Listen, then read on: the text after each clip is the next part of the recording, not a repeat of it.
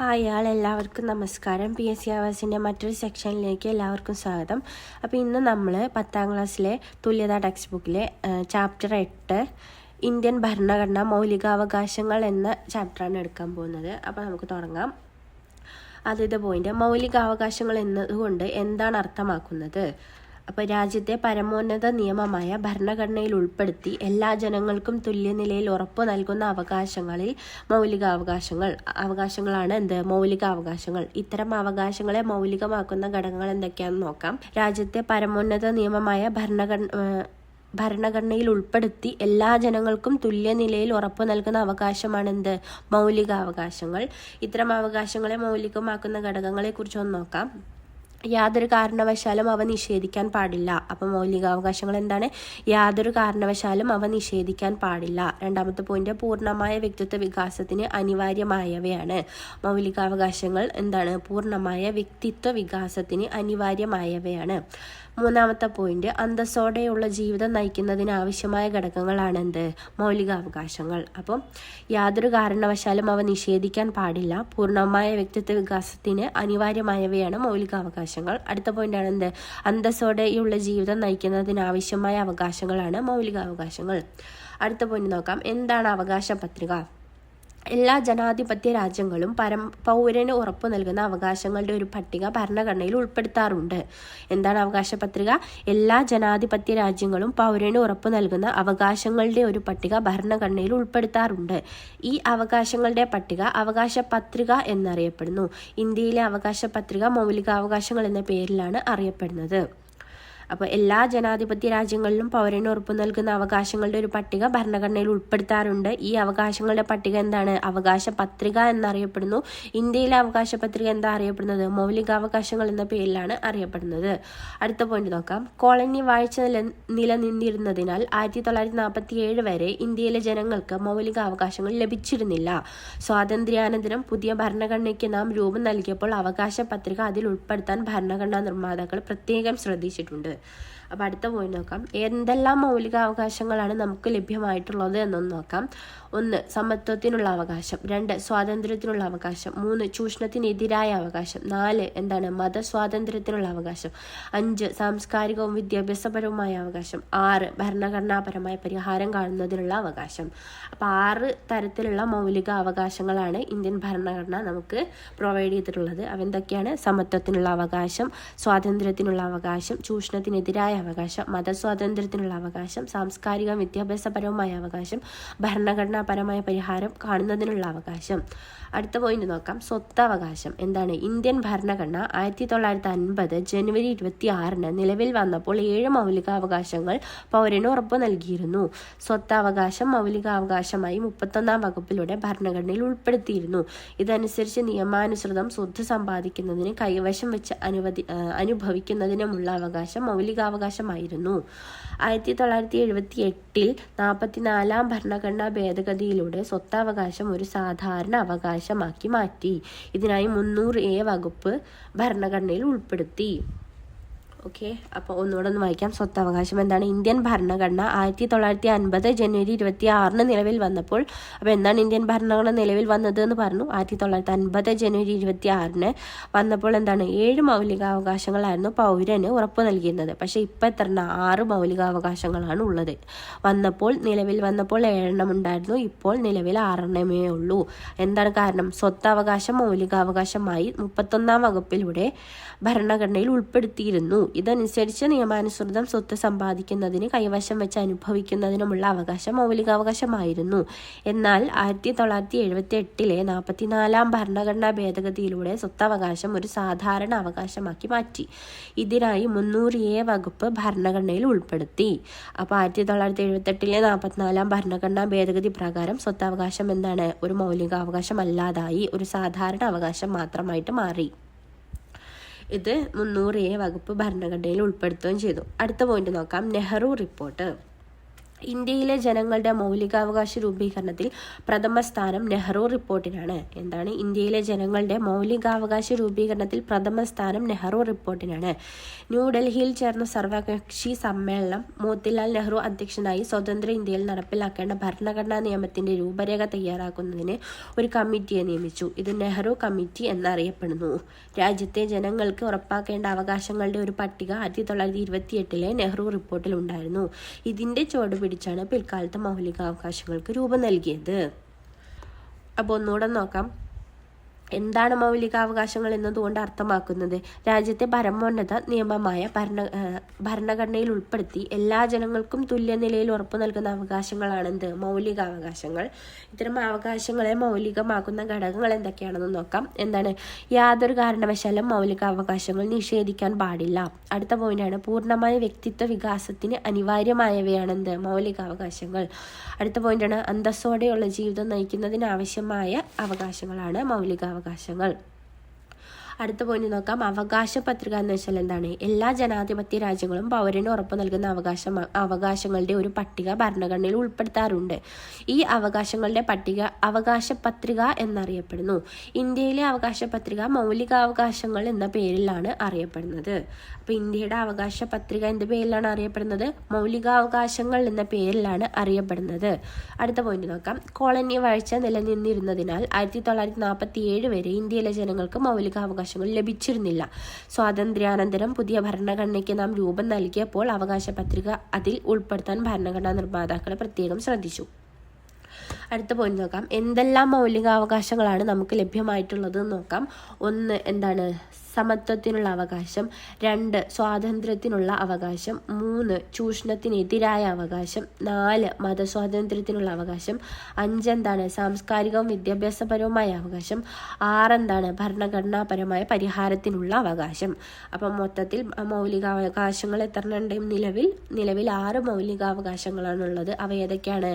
ഇത് ഇമ്പോർട്ടൻ്റ് ആണ്. ഇവയിൽ ഉൾപ്പെടാത്തവ ഏതാണ്, ഉൾപ്പെട്ടവ ഏതാണെന്നൊക്കെ പറഞ്ഞ് ചോദ്യം വരാറുണ്ട്. അപ്പോൾ ശ്രദ്ധിക്കണം. സമത്വത്തിനുള്ള അവകാശം, സ്വാതന്ത്ര്യത്തിനുള്ള അവകാശം, ചൂഷണത്തിനെതിരായ അവകാശം, മതസ്വാതന്ത്ര്യത്തിനുള്ള അവകാശം, സാംസ്കാരിക വിദ്യാഭ്യാസപരവുമായ അവകാശം, ഭരണഘടനാപരമായ പരിഹാരത്തിനുള്ള അവകാശം. അപ്പോൾ അടുത്ത പോയിന്റ് നോക്കാം. സ്വത്തവകാശം എന്താണ്? ഇന്ത്യൻ ഭരണഘടന 1950 ജനുവരി 26 നിലവിൽ വന്നപ്പോൾ, അപ്പോൾ എന്നാണ് ഇന്ത്യൻ ഭരണഘടന നിലവിൽ വന്നത്? 1950 ജനുവരി 26 നിലവിൽ വന്നപ്പോൾ എത്ര മൗലികാവകാശമായിരുന്നു? 7 മൗലികാവകാശങ്ങൾ പൗരന് ഉറപ്പു നൽകിയിരുന്നു. അതിലെ സ്വത്തവകാശം മൗലികാവകാശമായി 31-ാം വകുപ്പിലൂടെ ഭരണഘടനയിൽ ഉൾപ്പെടുത്തിയിരുന്നു. ഇതനുസരിച്ച് നിയമാനുസൃതം സ്വത്ത് സമ്പാദിക്കുന്നതിനും കൈവശം വെച്ച് അനുഭവിക്കുന്നതിനുമുള്ള അവകാശം മൗലികാവകാശമായിരുന്നു. 1978 44-ാം ഭരണഘടനാ ഭേദഗതിയിലൂടെ സ്വത്തവകാശം ഒരു സാധാരണ അവകാശമാക്കി മാറ്റി. ഇതിനായിട്ട് 300A വകുപ്പ് ഭരണഘടനയിൽ ഉൾപ്പെടുത്തി. അപ്പോൾ 1978 44-ാം ഭരണഘടനാ ഭേദഗതി പ്രകാരം എന്താണ്? സ്വത്തവകാശത്തെ മൗലികാവകാശങ്ങളുടെ പട്ടികയിൽ നിന്ന് പുറത്താക്കി. അതുകൊണ്ടാണ് 1950 ജനുവരി 26 ഭരണഘടന നിലവിൽ വന്നപ്പോൾ മൗലികാവകാശങ്ങളുടെ എണ്ണം 7 ആയിരുന്നു. അപ്പോൾ 78 ശേഷം എത്ര എണ്ണമായി? 6 മൗലികാവകാശങ്ങളെ നിലവിലുള്ളൂ. ശ്രദ്ധിക്കണം, വളരെ ഇമ്പോർട്ടൻ്റ് ആയിട്ടുള്ള ഒരു ഏരിയയാണ്. മൗലികാവകാശങ്ങളെ പറ്റി ചോദ്യം വരലുണ്ട്. ഉൾപ്പെടുന്നവ ഉൾപ്പെടാത്തവ എന്ന് പറഞ്ഞിട്ട്. ഇനി സ്വത്തവകാശത്തെ നീക്കം ചെയ്ത ഭരണഘടനാ ഭേദഗതി ഏതാണ്, ഏതാ വർഷം എന്ന് ചോദിക്കാറുണ്ട്.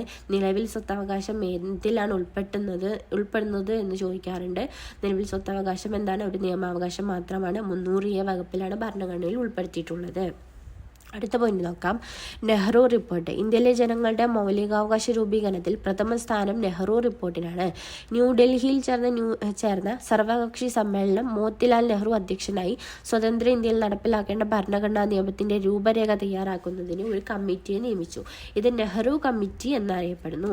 രാജ്യത്തെ ജനങ്ങൾക്ക് ഉറപ്പാക്കേണ്ട അവകാശങ്ങളുടെ ഒരു പട്ടിക 1928 നെഹ്റു റിപ്പോർട്ടിലുണ്ടായിരുന്നു. ഇതിന്റെ ചുവട് പിടിച്ചാണ് പിൽക്കാലത്ത് മൗലികാവകാശങ്ങൾക്ക് രൂപം നൽകിയത്.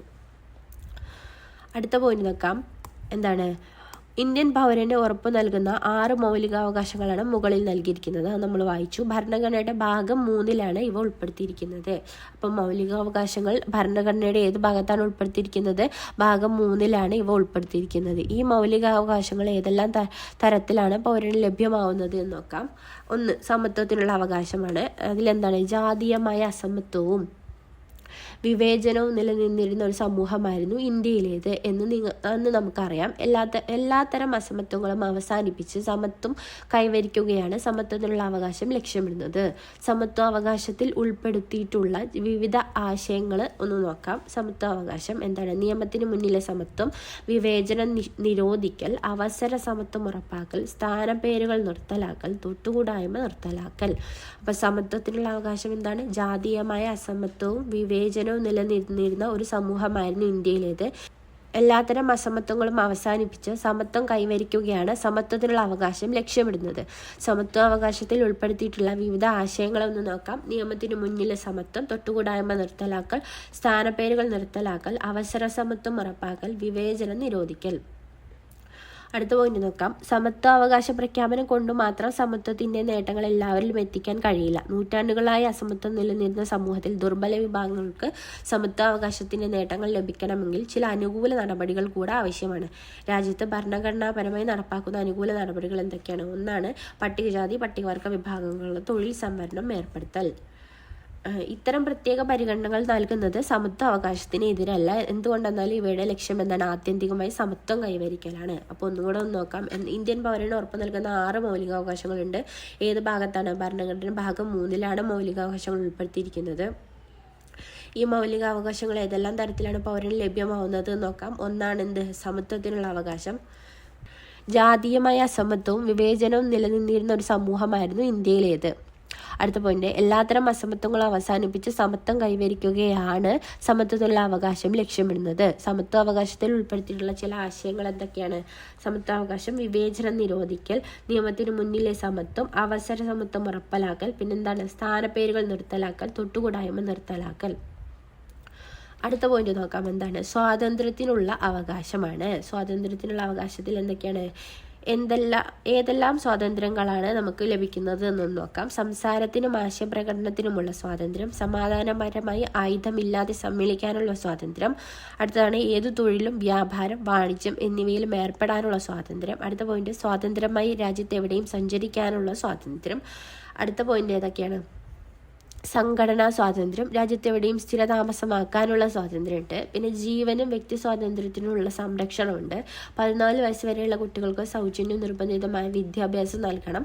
പിന്നെ അന്യായമായ അറസ്റ്റ്, തടങ്കൽ എന്നിവയിൽ നിന്നുള്ള സംരക്ഷണമുണ്ട്. തുടങ്ങിയവയും സ്വാതന്ത്ര്യത്തിനുള്ള അവകാശങ്ങളിൽ ഉൾപ്പെടുത്തിയിരിക്കുന്നുണ്ട്.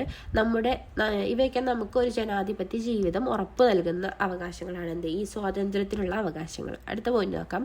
വിദ്യാഭ്യാസത്തിനുള്ള അവകാശം. ഭരണഘടന നിലവിൽ വരുമ്പോൾ വിദ്യാഭ്യാസത്തിനുള്ള അവകാശം ഒരു മൗലികാവകാശമായിരുന്നില്ല. അപ്പോൾ എന്നാണ് മൗലികാവകാശമായത്? 2010 86 ഭരണഘടനാ ഭേദഗതിയിലൂടെ 6 മുതൽ 14 വയസ്സ് വരെയുള്ള കുട്ടികളുടെ വിദ്യാഭ്യാസത്തിനുള്ള അവകാശം ഒരു മൗലികാവകാശമാക്കി മാറ്റി. എന്നാണ് 2010 ഏത് ഭേദഗതി? 86 ഭേദഗതിയിലൂടെ എത്ര വയസ്സ് വരെ? 6 മുതൽ 14 വയസ്സ് വരെയുള്ള കുട്ടികളുടെ വിദ്യാഭ്യാസത്തിനുള്ള അവകാശം ഒരു മൗലിക അവകാശമാക്കി മാറ്റി. അടുത്ത പോയിന്റ് നോക്കാം. ഇതിനായിട്ട് 21A വകുപ്പ് ഭരണഘടനയിൽ കൂട്ടിച്ചേർക്കുകയുണ്ടായി. അപ്പോൾ വിദ്യാഭ്യാസത്തിനുള്ള അവകാശം ഇപ്പോൾ ഏത് വകുപ്പിലാണ്? 21A വകുപ്പിലാണ്. 2010 86 ഭേദഗതി പ്രകാരമാണ് കൂട്ടിച്ചേർത്തത്. അപ്പോൾ ഒന്നുകൂടെ നോക്കാം. സ്വാതന്ത്ര്യത്തിനുള്ള അവകാശങ്ങൾ എന്തൊക്കെയാണ് സ്വാതന്ത്ര്യങ്ങൾ? ഏതെല്ലാം സ്വാതന്ത്ര്യങ്ങളാണ് കിട്ടുന്നതെന്ന് നോക്കാം. സംസാരത്തിനും ആശയപ്രകടനത്തിനുമുള്ള സ്വാതന്ത്ര്യം, സമാധാനപരമായി ആയുധമില്ലാതെ സമ്മേളിക്കാനുള്ള സ്വാതന്ത്ര്യം, ഏത് തൊഴിലും വ്യാപാരവും വാണിജ്യം എന്നിവയിലും ഏർപ്പെടാനുള്ള സ്വാതന്ത്ര്യമുണ്ട്. സ്വാതന്ത്ര്യമായി രാജ്യത്തെവിടെയും സഞ്ചരിക്കാനുള്ള സ്വാതന്ത്ര്യമുണ്ട്. അടുത്ത പോയിന്റാണ് സംഘടനാ സ്വാതന്ത്ര്യം. രാജ്യത്തെവിടെയും സ്ഥിരതാമസമാക്കാനുള്ള സ്വാതന്ത്ര്യമുണ്ട്. അടുത്ത പോയിന്റ് നോക്കാം. ജീവനും വ്യക്തി സ്വാതന്ത്ര്യത്തിനും സംരക്ഷണം. അടുത്ത പോയിന്റാണ് 14 വയസ്സ് വരെയുള്ള കുട്ടികൾക്ക് സൗജന്യം നിർബന്ധിതമായ വിദ്യാഭ്യാസം. അടുത്തത് അന്യായമായ അറസ്റ്റ്, തടങ്കൽ എന്നിവയിൽ നിന്നുള്ള സംരക്ഷണം. തുടങ്ങിയവയും സ്വാതന്ത്ര്യത്തിലുള്ള അവകാശത്തിൽ ഉൾപ്പെടുത്തിയിട്ടുണ്ട്. ഇവയൊക്കെ നമുക്കൊരു ജനാധിപത്യ ജീവിതമാണ് ഉറപ്പു നൽകുന്നത്. അടുത്ത പോയിന്റാണ് എന്ത്? വിദ്യാഭ്യാസത്തിനുള്ള അവകാശം. ഭരണഘടന നിലവിൽ വരുമ്പോൾ വിദ്യാഭ്യാസത്തിനുള്ള അവകാശം ഒരു മൗലികാവകാശമായിരുന്നില്ല.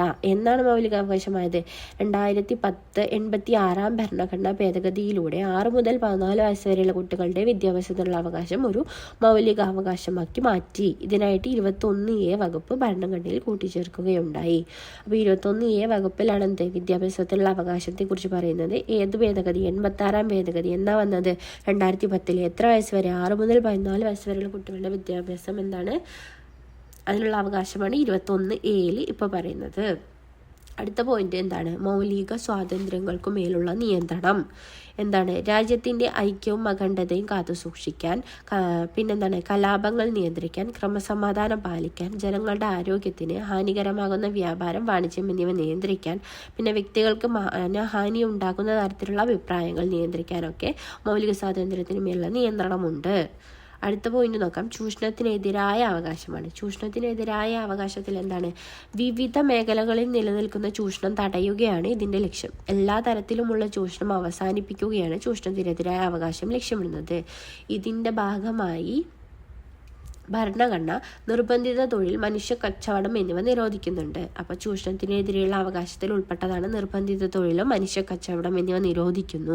അടുത്ത പോയിന്റാണ് വ്യവസായശാലകൾ, ഖനികൾ തുടങ്ങി അപകടകരമായ മേഖലകളിൽ 14 വയസ്സിന് താഴെയുള്ള കുട്ടികളെ പണിയെടുപ്പിക്കുന്നത് നിരോധിക്കുന്നു. അപ്പോൾ അടിമത്തം, ബാലവേലൊക്കെ നിരോധിക്കുന്നതാണെന്ത്? ചൂഷണത്തിനെതിരായ അവകാശങ്ങളിൽ ഉൾപ്പെടുന്നത്. ഒന്നുകൂടെ നോക്കാം. എന്താണ്? മൗലിക സ്വാതന്ത്ര്യങ്ങൾക്കു മേലുള്ള നിയന്ത്രണം എന്താണ്? രാജ്യത്തിൻ്റെ ഐക്യവും അഖണ്ഡതയും കാത്തുസൂക്ഷിക്കാൻ. അടുത്തത് കലാപങ്ങൾ നിയന്ത്രിക്കാൻ. അടുത്ത പോയിന്റാണ് ക്രമസമാധാനം പാലിക്കാൻ. അടുത്ത പോയിന്റാണ് ജനങ്ങളുടെ ആരോഗ്യത്തിന് ഹാനികരമാകുന്ന വ്യാപാരം, വാണിജ്യം എന്നിവ നിയന്ത്രിക്കാൻ. അടുത്ത പോയിന്റാണ് വ്യക്തികൾക്ക് മാനഹാനി ഉണ്ടാകുന്ന തരത്തിലുള്ള അഭിപ്രായങ്ങളെ നിയന്ത്രിക്കാൻ. ഇനി ചൂഷണത്തിനെതിരായ അവകാശത്തിൽ എന്തൊക്കെയാണുള്ളത്?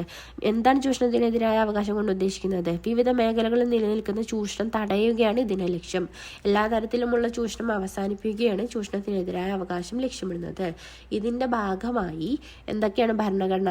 നിർബന്ധിത തൊഴിലും മനുഷ്യ കച്ചവടം എന്നിവ നിരോധിക്കുന്നു. അടുത്തത് വ്യവസായശാലകൾ, ഖനികൾ തുടങ്ങിയ അപകടകരമായ മേഖലകളിൽ 14 വയസ്സിന് താഴെയുള്ള കുട്ടികളെ പണിയെടുപ്പിക്കുന്നത് നിരോധിക്കുന്നു. അടുത്ത പോയിന്റ് നോക്കാം. മതസ്വാതന്ത്ര്യത്തിനുള്ള അവകാശം. അപ്പം ഭാരതത്തിൻ്റെ ഭരണഘടനയുടെ ആമുഖം ഒന്ന് നോക്കാം. ആമുഖത്തിലെ ഫസ്റ്റ് പേജാണ്. ഭാരതത്തിലെ ജനങ്ങളായ നാം എന്ന് പറഞ്ഞിട്ടാണ് നമ്മുടെ ആമുഖം തുടങ്ങുന്നത്.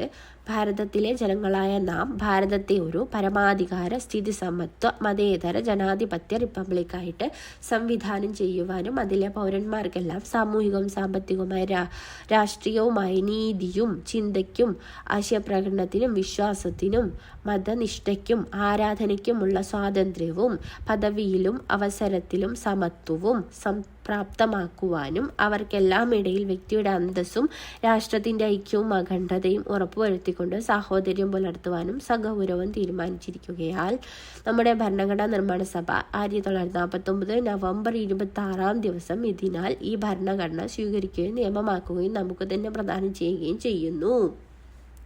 അപ്പോൾ ഇതാണ് നമ്മുടെ ഭാരതത്തിൻ്റെ ഭരണഘടനയുടെ ആമുഖത്തിൽ പറയുന്ന തുടക്കം. എന്താണ്? ഭാരതത്തിലെ ജനങ്ങളായ നാം എന്ന് പറഞ്ഞിട്ടാണ് തുടങ്ങുന്നത്. ചോദ്യം വരാറുണ്ട് എന്ത് പറഞ്ഞിട്ടാണ് തുടങ്ങാറ് എന്ന്. പിന്നെ ഇതിൽ ഉൾപ്പെട്ടിരിക്കുന്ന വാക്കുകൾ ഏതൊക്കെയാണ് ഉൾപ്പെടാത്തവ എന്ന് പറഞ്ഞ് ചോദിക്കാറുണ്ട്. അപ്പോൾ എന്തൊക്കെയാണ്?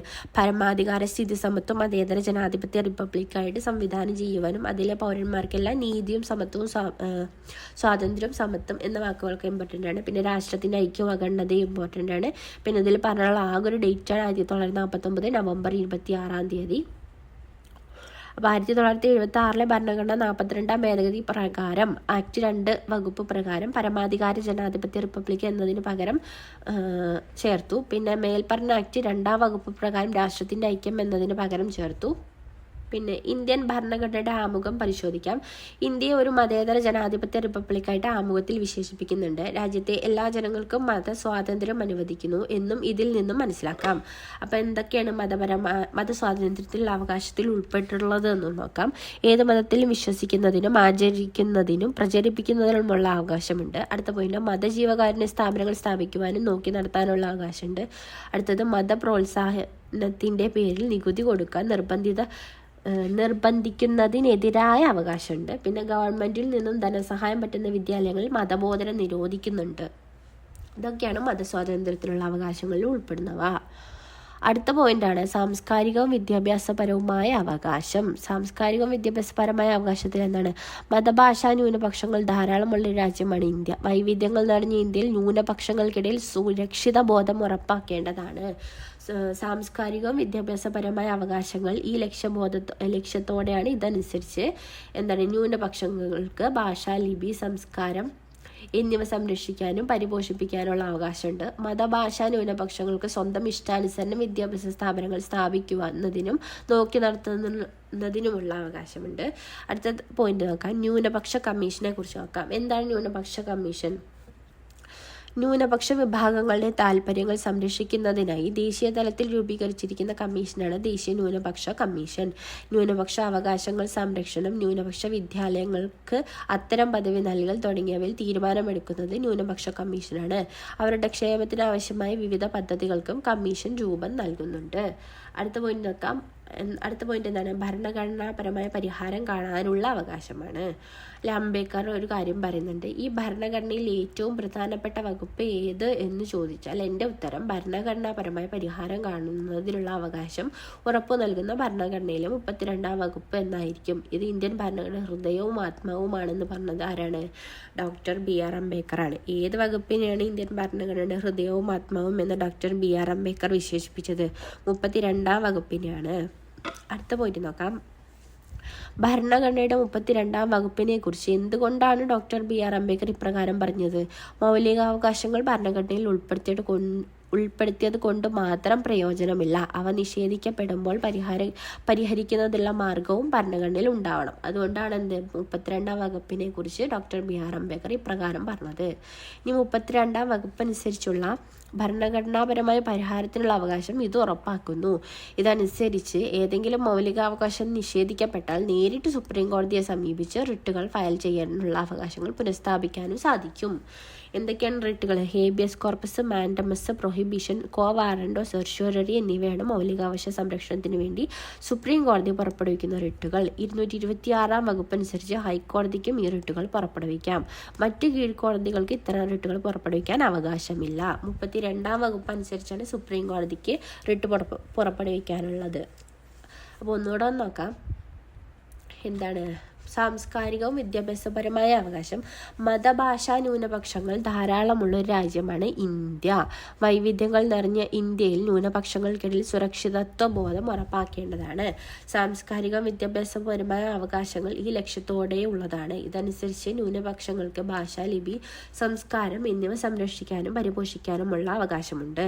അടുത്ത പോയിന്റ്, മതഭാഷാ ന്യൂനപക്ഷങ്ങൾക്ക് സ്വന്തം ഇഷ്ടാനുസരണം വിദ്യാഭ്യാസ സ്ഥാപനങ്ങൾ സ്ഥാപിക്കുന്നതിന് നോക്കി നടത്താനുള്ള അവകാശമുണ്ട്. അടുത്ത പോയിന്റ് നോക്കാം, എന്താണ് ന്യൂനപക്ഷ കമ്മീഷൻ എന്ന് വെച്ചാൽ?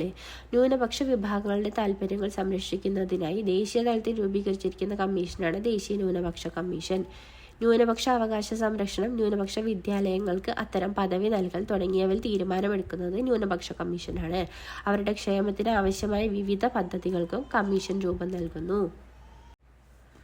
അടുത്ത പോയിന്റ് നോക്കാം, ഭരണഘടനാപരമായ പരിഹാരം കാണുന്നതിനുള്ള അവകാശം. ഈ ഭരണഘടനയിൽ ഏറ്റവും പ്രധാനപ്പെട്ട വകുപ്പ് ഏത് എന്ന് ചോദിച്ചാൽ എൻ്റെ ഉത്തരം ഭരണഘടനാപരമായ പരിഹാരം കാണുന്നതിനുള്ള അവകാശം ഉറപ്പു നൽകുന്ന ഭരണഘടനയിലെ 32-ാം വകുപ്പ് എന്നായിരിക്കും. ഇത് ഇന്ത്യൻ ഭരണഘടനയുടെ ഹൃദയവും ആത്മാവുമാണെന്ന് പറഞ്ഞത് ആരാണ്?